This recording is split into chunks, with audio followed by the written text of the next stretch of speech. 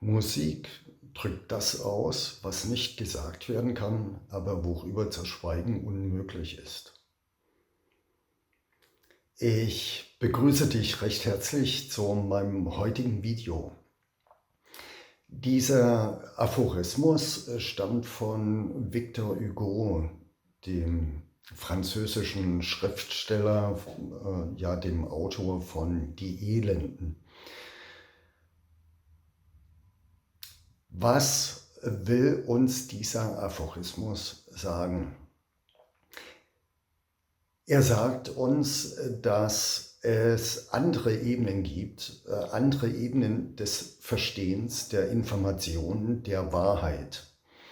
Tiefergründige Wahrheiten oder höher liegende Wahrheiten, je nachdem, wie man das sehen will. Und dieser Aphorismus sagt auch, dass wir eine Wahrheit erkennen und es uns trotzdem unmöglich ist, diese verbal auszudrücken, zumindest in Worte zu fassen und auszudrücken. Im Übrigen würde ich diesen Spruch noch erweitern auf Poesie, also Gedichte, aber auch Geschichten, Märchen. Da kommt genau das zum Tragen. Und zwar produzieren diese Dinge, Musik und Poesie etc. in uns Gefühle. Bei manchen vielleicht negative Gefühle, weil sie bestimmte Erlebnisse haben, aber selbst das ist positiv, weil es weist auf einen inneren Konflikt hin. Aber wie in dem Falle jetzt des Aphorismus von Victor Hugo, positive Dinge. Also wenn wir Musik hören, produziert das in uns eine gewisse Stimmung und wir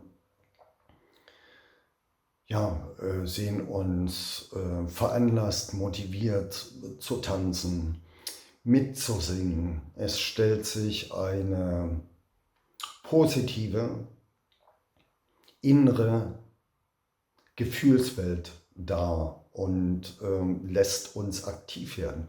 Und selbst aggressive Musik lässt uns letztendlich oder motiviert uns letztendlich zur Aktion.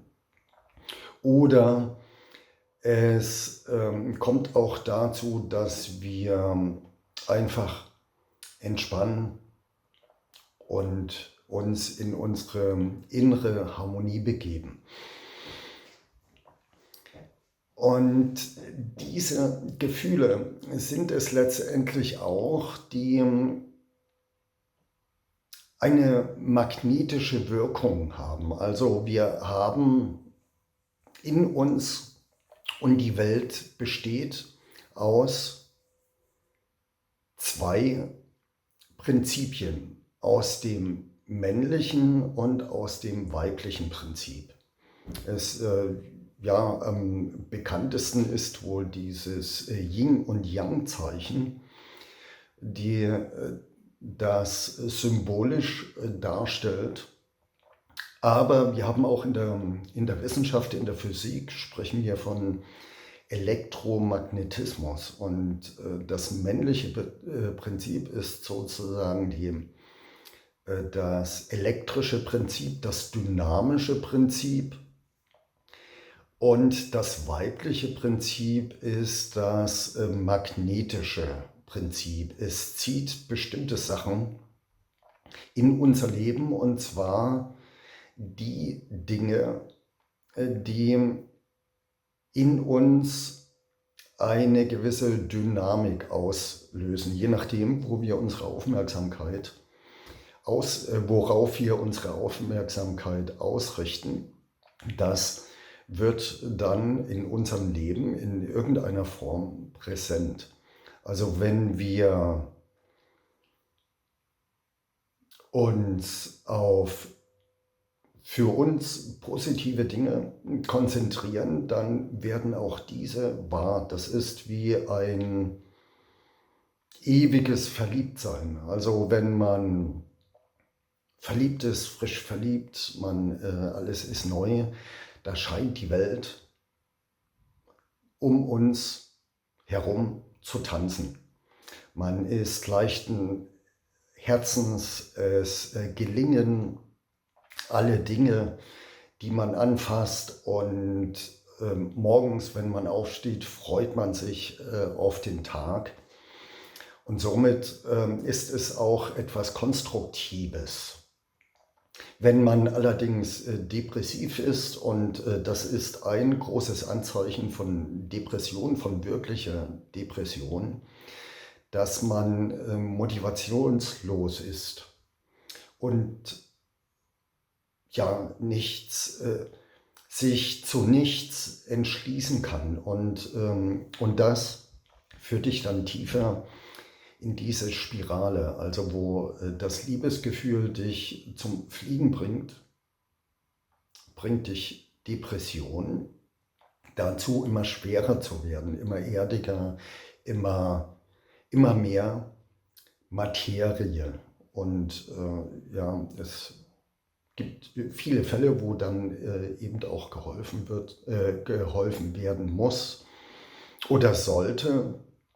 Aber letztendlich kommt es immer auf die Aktivität des jeweils Betroffenen an.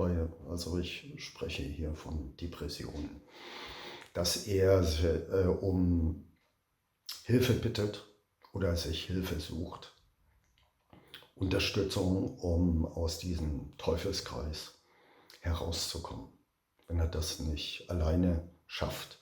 Und das geht nur über Bewusstmachung. Aber womit wir es zu tun haben, ist eine Idee, eine Vorstellung von irgendetwas. Also beim frisch Verliebtsein dann all die Sachen, die man sich unter Zweisamkeit vorstellt, eine Bereicherung, und das wird gefühlsmäßig unterstützt. Und bei einer Depression, da können die Gründe die Ursachen vielgründig sein, dass man zumindest die Zukunft und sich selbst als machtlos sieht, und genau dieses Gefühl stellt sich dann auch ein und verstärkt den entsprechenden Zustand noch oder kann ihn noch verstärken. Und Medikamente helfen dann in dem Sinne, können sie vielleicht unterstützen parallel zu einer Therapie, aber die heilen nichts. In unserem Leben hat uns noch nie ein Medikament und selbst ein natürliches Medikament geheilt. Das macht der Körper immer selbst. Man kann ihn vielleicht unterstützen, aber geheilt nicht. Und wenn man zum Beispiel Antidepressiva nimmt, dann spürt man diese Depression nicht mehr so stark. Aber das sollte dann nur ein Ansatz sein, um diese Therapie dann, wie immer die auch aussehen soll, ich kenne mich da nicht so aus, unterstützt. Und durch diese Therapie oder die Schritte, die man unternimmt, um diese Depression aufzulösen, dadurch kommt der Körper und der Geist, also zuerst der Geist und dann der Körper in Heilung. Aber es ist nie das Medikament oder das Heilmittel. Es ist eine Veränderung der Perspektive,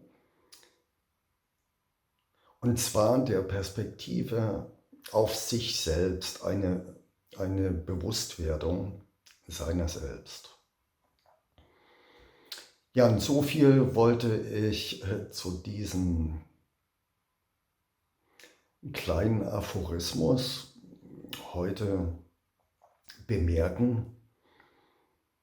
Und ich möchte mit einem weiteren Aphorismus schließen, und diesmal von Johann von Wolfgang Goethe. Von Goethe: Alles Sichtbare ist ein Gleichnis. Also das heißt, was wir um uns herum sehen, ist das, was in uns wirkt. Und die Außenwelt zieht nur das an, also das weibliche Prinzip, zieht nur das an, was in uns wirkt, und sucht sich sozusagen seinesgleichen. Das soll es für heute gewesen sein. Ich bedanke mich für deine Aufmerksamkeit. Ich wünsche dir einen schönen Tag, Abend, wie immer, je nachdem, wann du das Video schaust. Ich wünsche dir eine erholsame, besinnliche Vorweihnachtszeit und wünsche dir alles Gute. Falls dir das Video, mein Beitrag gefallen hat, dann würde ich mich über ein Like freuen oder auch einen Kommentar. Wenn du denkst, dass meine Worte auch für andere Menschen interessant sind, dann kannst du es gerne teilen. Darüber würde ich mich auch freuen. Und ansonsten verbleibe ich dein Frank. Tschö.